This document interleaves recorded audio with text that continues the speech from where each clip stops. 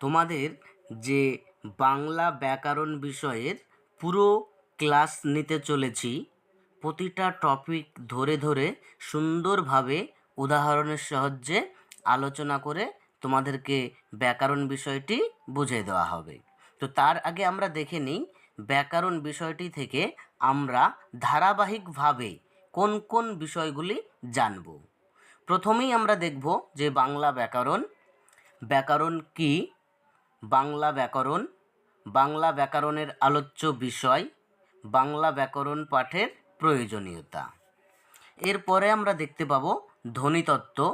ধ্বনিতত্ত্ব থেকে আমরা জানব ধ্বনি ও বর্ণ প্রকরণ, ধ্বনির শ্রেণীবিভাগ, স্বরধ্বনির পরিচয়, ব্যঞ্জনধ্বনির পরিচয়, স্বর ও ব্যঞ্জনধ্বনির উচ্চারণ বৈচিত্র্য, ধ্বনি পরিবর্তনের কারণ, ধ্বনি পরিবর্তনের ধারা বা রীতি, বর্ণ বিশ্লেষণ, অক্ষর বা দল, দল বিশ্লেষণ, বানানবিধি, নত্যবিধান ও সত্যবিধান, শাসাঘাত, সন্ধি, স্বরসন্ধি, ব্যঞ্জন সন্ধি, বিসর্গ সন্ধি, নিপাতনে সন্ধি ও বাংলা সন্ধি।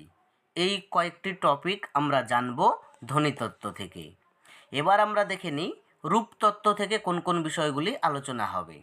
শব্দ প্রকরণ, নানাবিধ শব্দ, বাংলা শব্দভাণ্ডার, পদ প্রকরণ, বিশেষ্য পদ, বিশেষণ পদ, সর্বনাম পদ, অব্যয় পদ, ক্রিয়াপদ, পদ পরিবর্তন, উপসর্গ, অনুসর্গ, নির্দেশক, লিঙ্গ, বচন, পুরুষ, ধাতু ও প্রত্যয়, কারক ও বিভক্তি, সমাস, বাচ্য ও শ্রেণীবিভাগ, বাচ্য পরিবর্তন।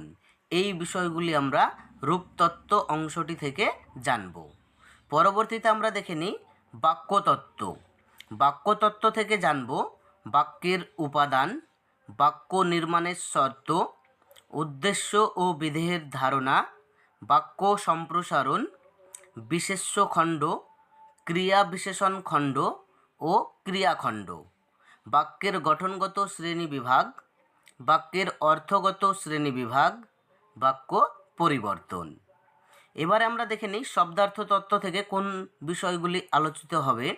শব্দার্থ পরিবর্তনের কারণ, শব্দার্থ পরিবর্তনের ধারা, শব্দার্থের প্রকারভেদ, সমার্থক শব্দ, বিপরীতার্থক শব্দ, শব্দের ভিন্নার্থের প্রয়োগ, সমুচ্চারিত ভিন্নার্থক শব্দ, বাগধারা, প্রবাদ প্রবচন।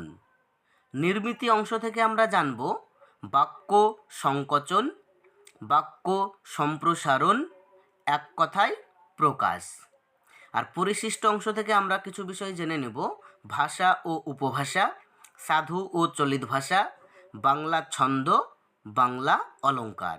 এই হচ্ছে তোমাদের বাংলা ব্যাকরণ বিষয়ের যেগুলি আমি আলোচনা করব তার একটি রূপরেখা বা পূর্ণাঙ্গ সিলেবাস। এবারে আমরা ধাপে ধাপে প্রতিটি বিষয় ধরে সুন্দরভাবে উদাহরণের সাহায্যে আলোচনা করে বাংলা ব্যাকরণ বিষয়টিকে তোমাদের সামনে উপস্থাপন করব।